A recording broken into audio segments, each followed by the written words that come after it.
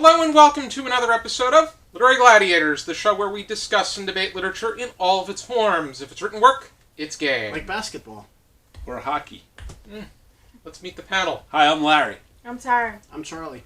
And I'm Josh. And speaking of basketball, you getting ready for our next Trivian basketball game in the future? I'm going to try not to SUCK eggs on this one. Yes. Remember how many points you got the last time? 2, not even.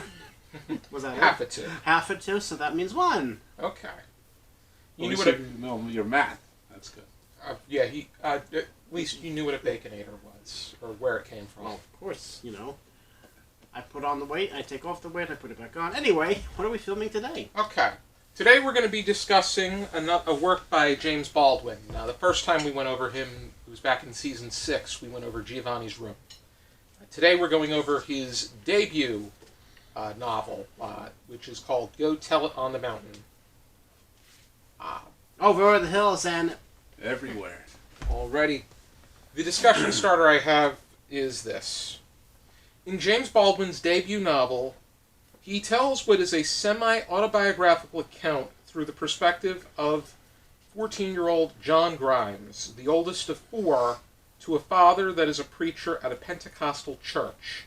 Throughout this piece, we get a sense of John developing a connection to the church and backgrounds of how his parents and aunt developed their perspectives and respective connections with the church and to Christ.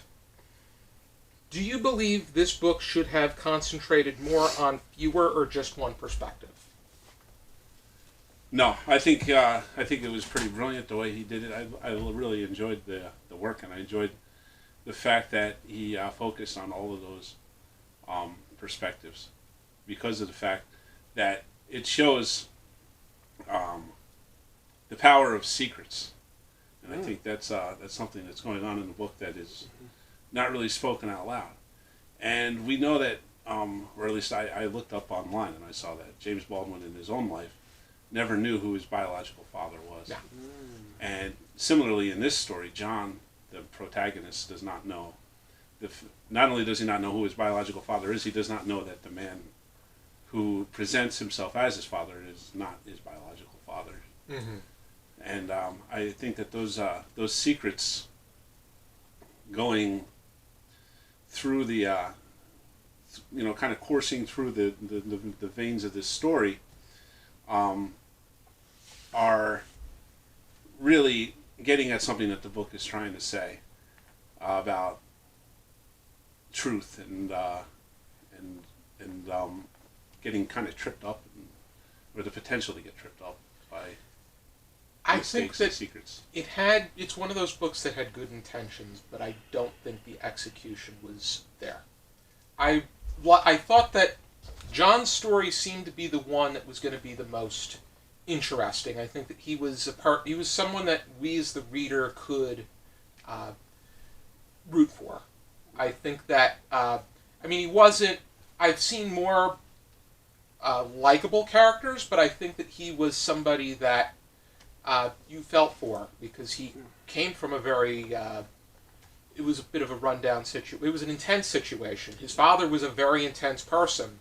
No matter how close he was, how he came off as being close to Christ and to his connection with the church and his belief in God, he still had that he was very intense, he was brutal, he was flawed, and you had, his mother was somebody who did everything she could to hold the fort down.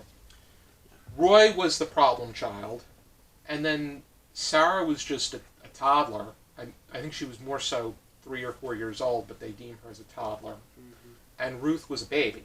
So it was a pretty hectic situation, but John is that kind of person that did everything he could to hold things down, and then he learns a lot about himself. John had to be, in a sense, and this is true with a lot of times in this time period, the oldest had to take over because Dad was working 2 jobs, and he didn't necessarily have to take over. Well, yeah, I know because that. Yeah, but it wasn't that kind of situation. True. But his father was. I think you saw a lot of when Yeah. the father was tending to Roy, and Mm-hmm. he gets into that incident where he slaps his wife, and then he's Yeah, I felt understand you he call whips yourself Roy. a preacher. Yeah. No, no one who says they are. That's just. And again, this is when your, child, hitting a child was deemed normal. As was, I think this takes in place a disciplinary way. Of course, I mean you're just going to hit a child for fun of it, but it was to instill discipline. And at one earlier in the story, he says, "Why does Dad beat us?" And I'm paraphrasing, and it was, "Oh, it's because he loves you."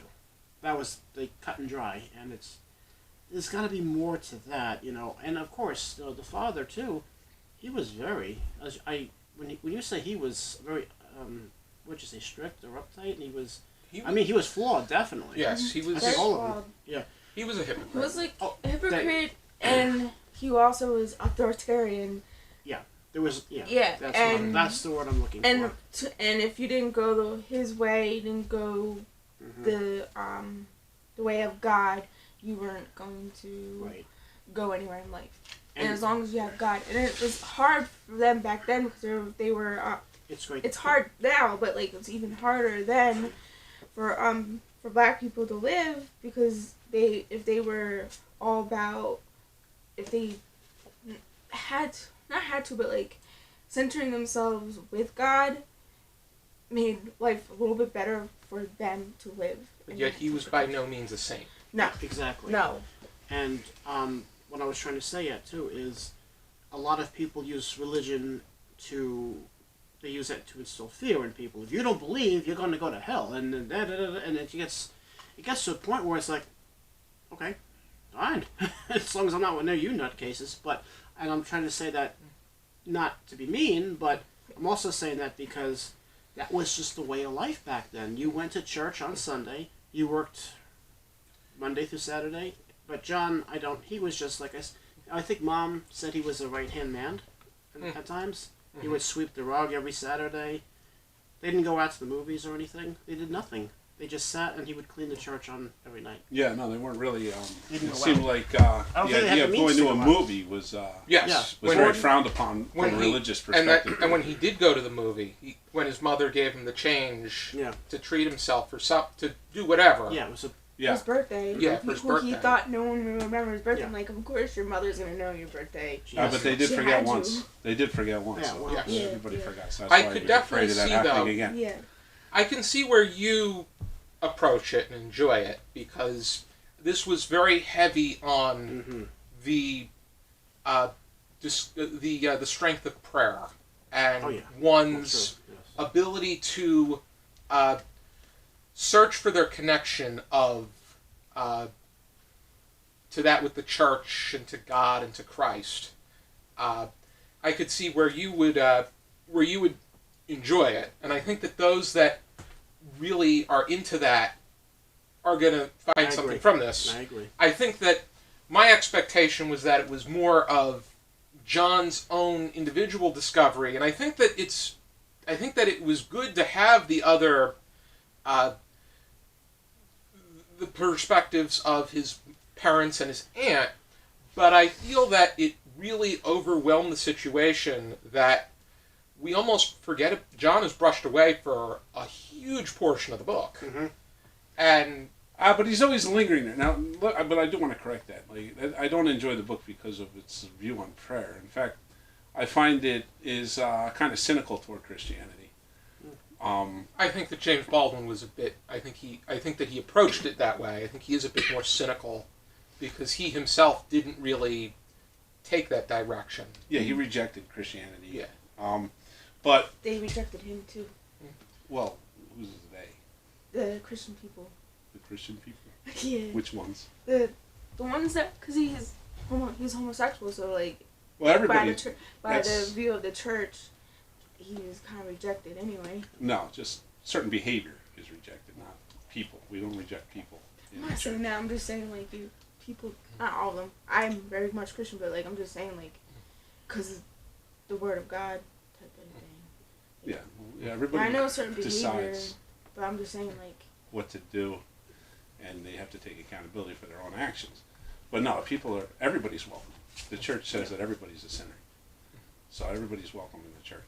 But that doesn't. But I was gonna say. yeah, we're not really talking about that right now. We're getting more into That's what I was let's gonna go say. into the book. the prayer aspect of this, and the religious aspect. Now it's tragic.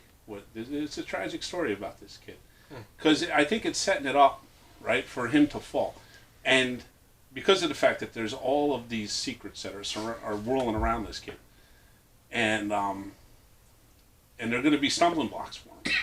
So yes, I think that he does have a true religious experience in the final chapters of the book, but then you have the relationship between himself and his father, which is strained and is going to, we're on the precipice of all these secrets coming out because Florence is talking about, letting the letter out and and everything toward the end. But Gabriel is not an example of a Christian. He is a hypocrite, like you said, and he's also looking for. He sees signs where there are no signs, and things like that. So it's all very confused for him. Safe to say he's trying too hard.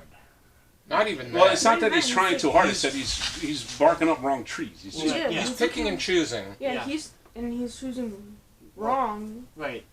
Yeah, Florence calls him out on the spot when she says that he is punishing John for the sins of his mother, in hopes that Roy will not be punished for the sins for Gabriel's sins. And I think that pretty much pegs him. Yeah, that's I think you should be in charge of your own sins, because when he was cheating on his original wife with what's her name? Esther. Yeah. Esther, and but I find it funny that it was in the white people's kitchen. That just cracks me up. But anyway, food in the kitchen. That's it. They had the child, and Esther dies in childbirth. But the thing is, though, the whole thing is that whole where was I going with this? My brain just went. Mine too. You were talking about paying for sins and being responsible for your own sins. So how he did it. He's paying for his own sins because how she died at the end. That was it wasn't. Since it was not technically not his fault. But his sins caused it. He pushed her away. But in reality, the wife at times said, "Hey, we could have worked this out. We could have the kid could have had a better life than it had." Yeah. And even if the mother didn't really die or whatever, she didn't have to leave. She could have still been alive if she moved. But that's all because of sins and trying to keep secrets. Mm-hmm. Yeah, because he's afraid of facing the consequences for for his sin with Esther. Mm-hmm. So he chases her away, sends her away. She dies, and the son grows up without a mother and without a father. Yeah. Gets into trouble, and he ends up dying. That can lead to a whole cycle. That can lead to a cycle too. Yeah, because their actions have consequences. Exactly. He was living with Esther's mother. He was with Deborah because that was the one he cheated. When he was with Deborah, he cheated. Right.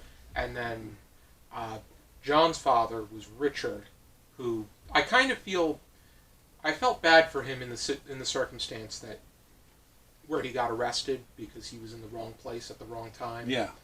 And the shop owner, because he just saw all black people the same. Yeah, which is terrible.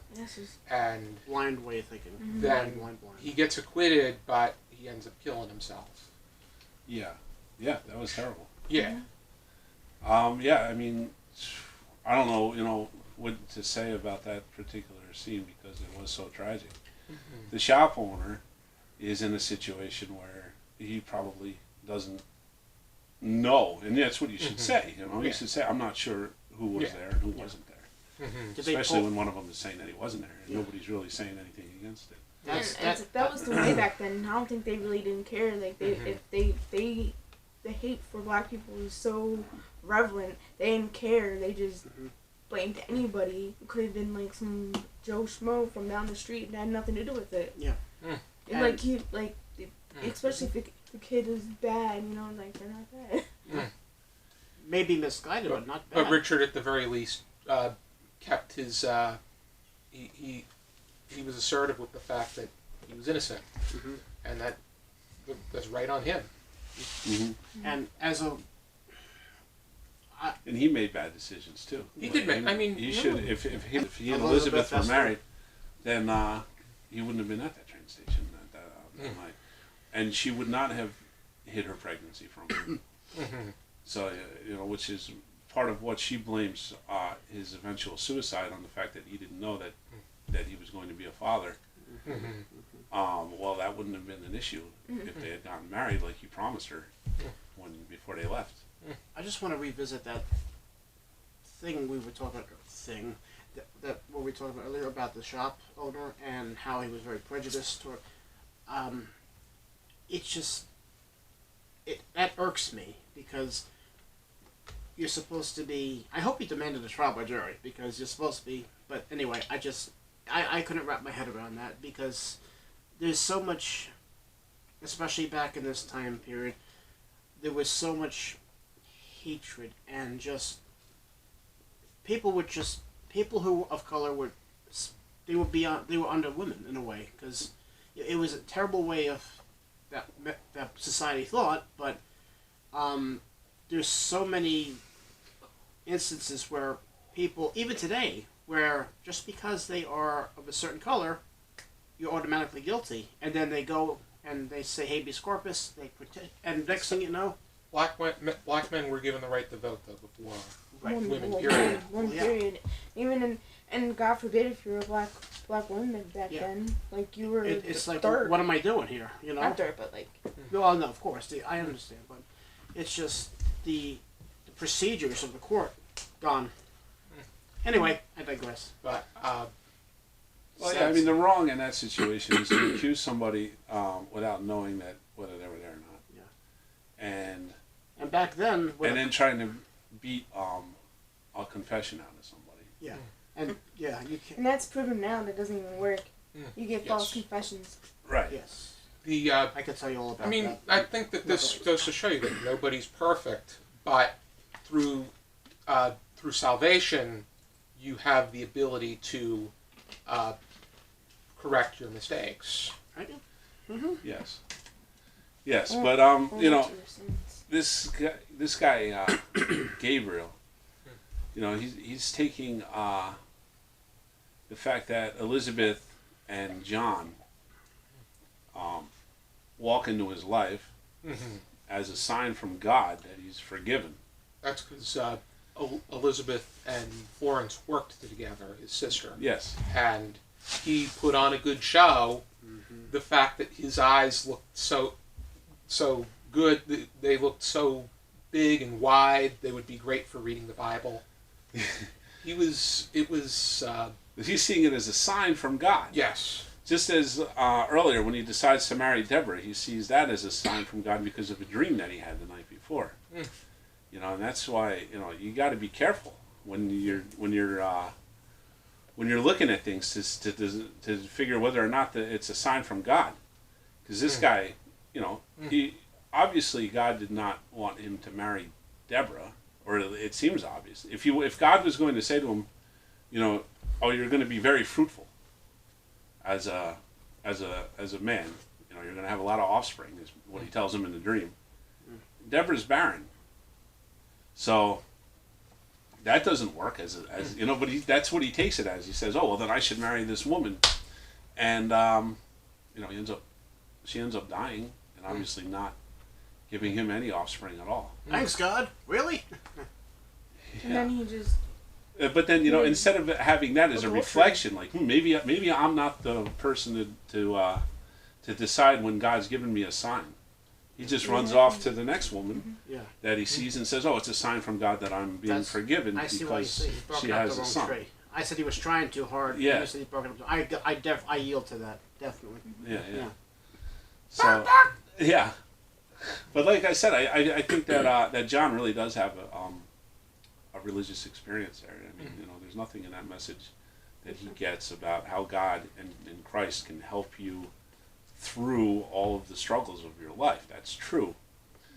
But that vision alone that's not going to be enough to carry him, I don't think. I think it just interpreted the vision wrong.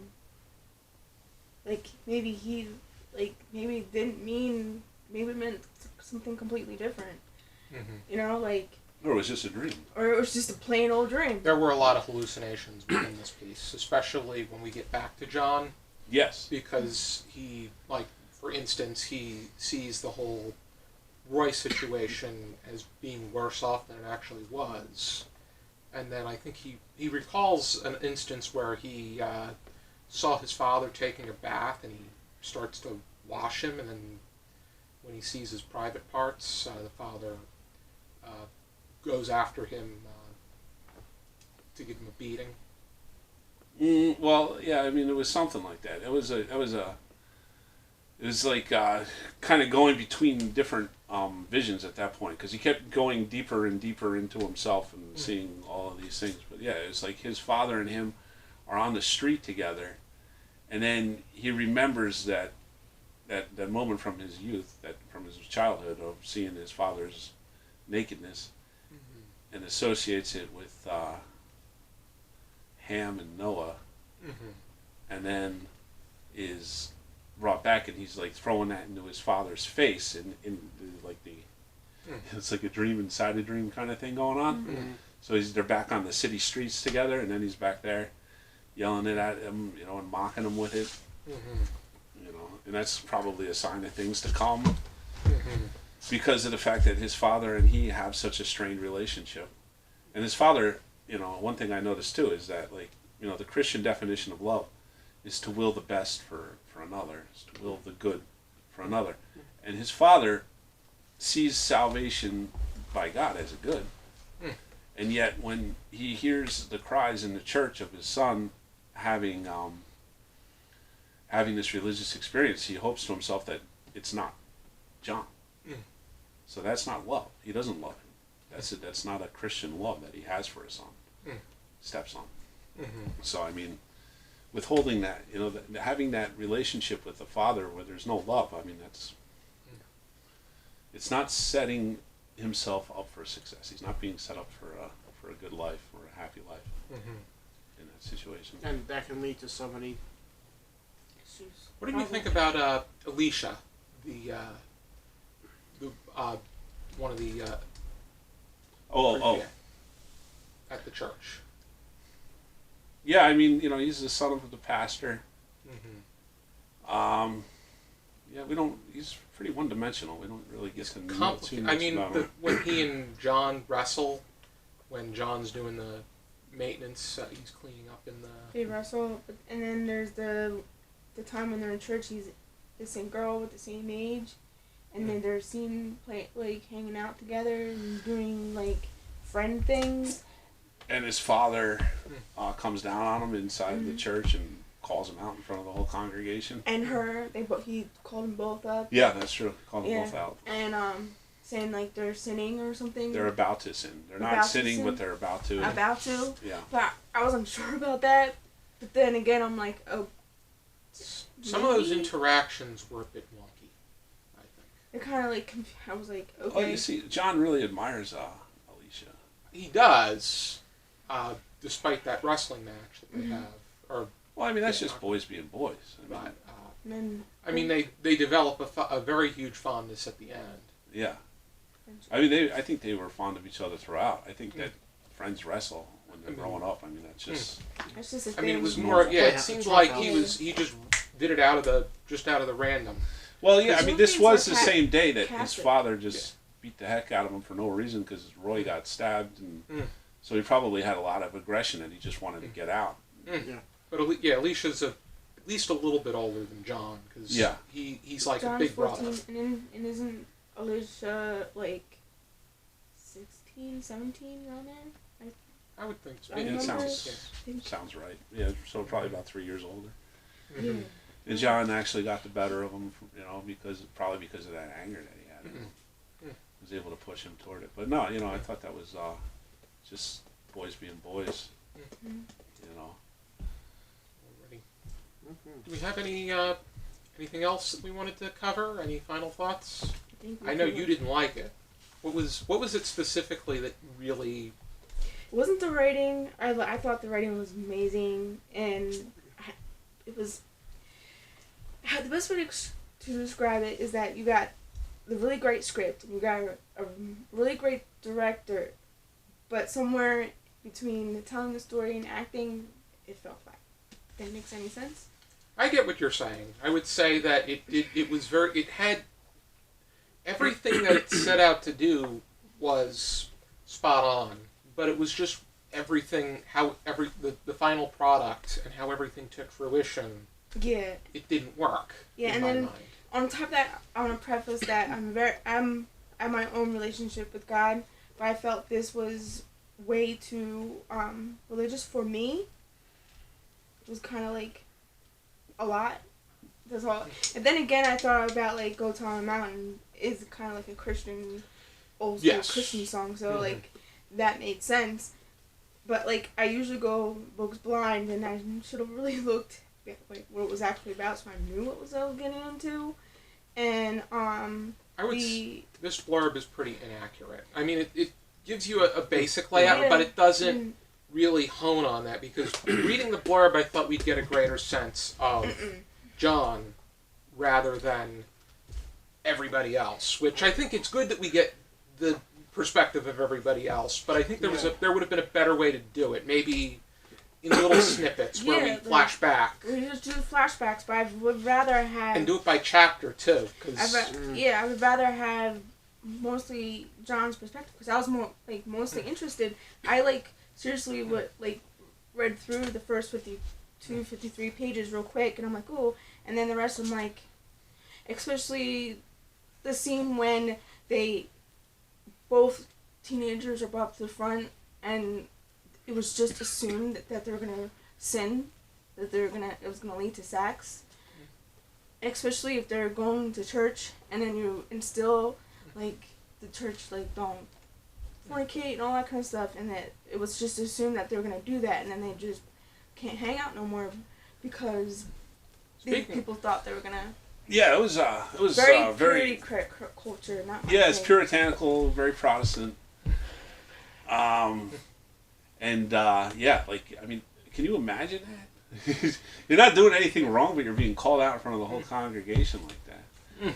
At least he seems like a good kid from the very little that we learn about him. And she seemed like the way they he wrote so well that you kind of got the idea how she was too. On the topic of his, I like the way there are some really he talks about prostitution, which the way that he speaks about it, you know what he's saying.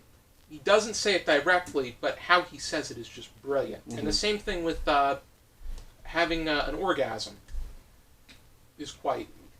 He compares it similar to people shooting their urine in the best possible way. The best possible way. I missed that. Something about. Where was that? Toward the beginning? It was toward the beginning. Where it was John in the boys' room? Yeah, in the boys' room. He said the bigger kids were trying to see whose stream can go the furthest, and man, talk about. I think he has himself a little episode there. Yeah, it does seem like that is what he's struggling with, the same-sex attraction there. But I felt freshman health, so. But it was with Roy. He was bringing up the prostitution incident. But no, I mean he's a great wordsmith, great writer. I think he's very honest all the time with his writing. That's why I really liked Giovanni's Room. I really liked this book as well. Although I think maybe it should have just been longer. Maybe we should have gone a little bit more after that religious experience. What do you think? Would that have been something? Would you have not minded the? I think it would have been the break as much as it I think maybe a little bit more, but also a bit more interesting. I think it could have been more, because it looked like we were going to get more about John, who was probably he was the character I wanted to know the most about. Yeah. And I think that if it was maybe, let's say, my copy was 263 pages, maybe, let's say, 400 pages. I think that it would have given us the ability to follow their story and then flash back to everybody, or even just do it like. Well, what if it was exactly the way it is now, but we went longer into John's, like another 120 pages or so, after John's religious experience, and see how that kind of unfolded? I think it would have been. I think that maybe something could have come out of that. However, I think that being able to incorporate John throughout the text would have been a better idea. Yeah. Because it's better to make the construction from within rather than just extend. Yeah. And plus, if we did and just insert like the flashbacks in like italics or something. Yeah, to me, I mean, the analogy I think of is when ShopRite and Food Town were at one point on the same road as one another. ShopRite still is. Food Town is not. You know which road I'm talking about. This is very cool, right? When they redid the ShopRite, they did the whole thing over, pretty much tore it down and restarted and reassembled accordingly.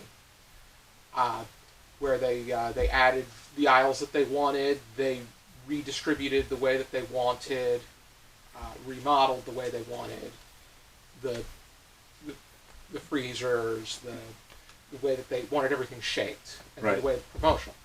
Food Town just cut into the other open part of the store, added aisles, and then put things there accordingly and created a discount section, plopped it in the middle. It looked like it was just it kind of Frankenstein monster-esque, where you knew they were just. It didn't look like it flowed. It looked. I think that doing that where you just clump story into the end, you know it's just. You know that it could be better throughout. I think that this would also benefited if there were if there were shorter chapters. Mm-hmm. If they had it split up properly,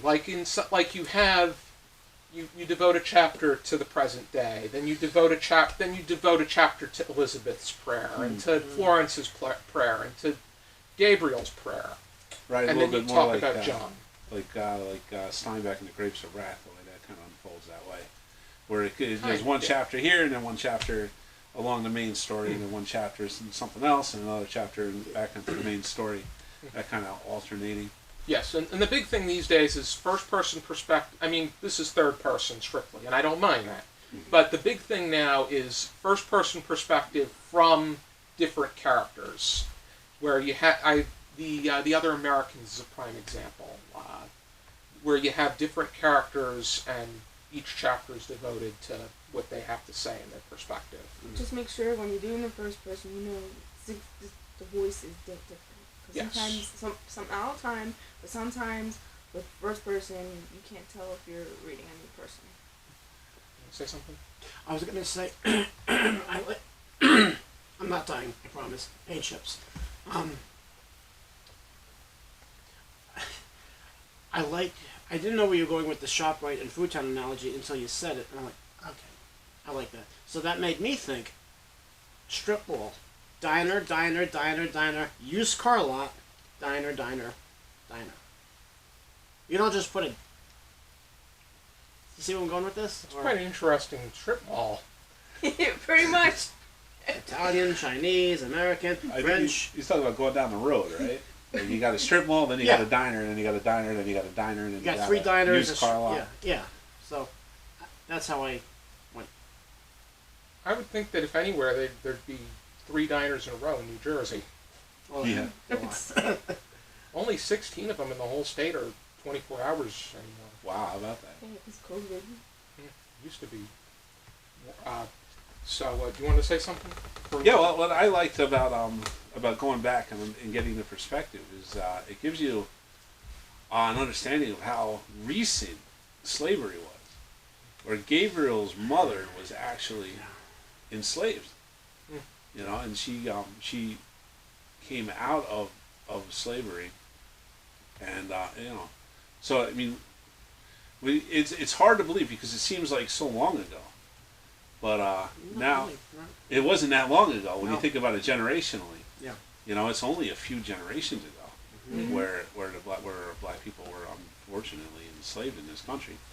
And the thing that you get from reading about that too is this kind of generational, what do you want to call it? Like this generational hardship that comes right from that. Like, I mean, the fatherlessness that stems from Gabriel's mother having her kids stripped from her, or else, or her boyfriends or husbands being sold away, or having the master father some children and then not want anything to do with them. You get you get this fatherlessness that has continued generationally now and still continues to plague the black community today. Mm-hmm. Generational trauma. Yeah. So Okay, that was another aspect of the story that I really appreciated. And And I think that James Baldwin's stepfather was, I think he could have very well have been born before the emancipation took place. yes, well, yeah, it said too that his mother was definitely, his grandmother, James's grandmother was definitely enslaved. Mm-hmm. Yeah, so I mean, and then we're talking about, so that would have been James's grandmother, and James died in 1987. So that's how recent, Yes. In historical terms that we're He was talking. born in 1924 Yeah. as well. Yeah. So, how would we rate this? 0 to 5 stars, half stars permitted, Larry? Like I said, I really enjoyed it, but I kind of would like to have seen a little bit more into the future of John as a character. So I did not mind the interruption, because I thought that John was really present throughout the book, because you knew we were coming back there. With the strong opening, you knew that we were going to come back to John, and of course we do. So he was kind of this lingering figure. And we have the scene early on where he's looking at the photograph of his mother, and he talks about how there's another photograph of his mother that he saw by accident once, and she looked actually like very young and happy in this picture, and he's never seen that look on her face since. And then when we're reading about her, we say, oh, well, that brings back why John's never only seen that photograph once, because she was probably with Richard at the time. So she, that explains why John only saw that photograph once, and why she hasn't been happy since. So it kind of, though John is not talked about explicitly, the implication of him is always there throughout all of it. So I would give it 4 stars out of 5. Like I said, I'm withholding 1 star because I would have liked to have seen it. I would have liked to have seen some more of the fallout from John's religious experience, just to see where it went. Even though it really does a good job. You know what? I'm going up a half star. I'm going to 4.5. Because even in the ending, just that last scene where John is talking with Alicia happily, got a big smile on his face, and he turns around and he sees Gabriel, and Gabriel isn't smiling at all. And it's like, well, that's very ominous. And so you get a big hint as to where things are going in the future. So really just a half star deduction for me. So 4.5. Okay, Tara? 1 star, and that's because I like the writing. Charlie? About 4 stars. I did want to know a little bit more about John. I'm sorry, I'm not dying. I wanted to know a little bit, like I said, more about John, but I also wanted to know more about, let me start by saying, historically, I think it was great, but I also wanted to know more what would happen in the future, or what may have happened even in the past, but we don't want the book to be to the point where it's like we're reading 3 different books. It was really a great read, though. So I'm giving it 4 stars. In my case, 4 cookies. I'm giving it 2.5 stars. Oh no! Because I like the writing, but I think that the way that everything ended up being panned out, it didn't flow. I think that's what Giovanni's Room, as much as I my issue with Giovanni's Room is I didn't like any of the characters, but it flowed, and it was written very well. Mm. With Go Tell It on the Mountain, I thought that if it was set up properly, and I would have gotten much more of a connection to it. I would have. I think that it would have made for a much better reading experience. I didn't really get that because I think that even if it tries to create that kind of connection between you and strength, and even as a reader looking to strengthen their faith, I didn't think that this book had that. Even though I think James Baldwin was going in another direction. Yeah, I don't think that's not his intention. I think that it's not fair to really hold to start. I to mean, an when intention. going into the piece, I was thinking it was going to be better than Giovanni's Room, and I think that it could have been if it was structured, as I said, with more about John, having the chapters laid out a bit better, making the flashbacks a bit more clear, and to the point that it complemented the story, but at the same time didn't take away from what could have been. There's a book that I would like to read, a collection of essays of him that he wrote, Notes of a Native Son, which was heavily inspired by his relationship with his stepfather. And that's the first thing he had published, I believe, right? Second. Isn't this the first one? This is the Go Tell on the Mountains first. You could tell it's his debut, because I think if he would write this later, I think he would have might have like spread it out a little bit different. Cause This came out before. This came out in 1953. Notes of a Native Son was 55. Even though there were essays that came out before this one, but the collection came out in 55. Okay. Giovanni's Room came out in I'm trying to see 1956. here. Yeah, books, and it has in my copy books about Notes of a Native Son is the first.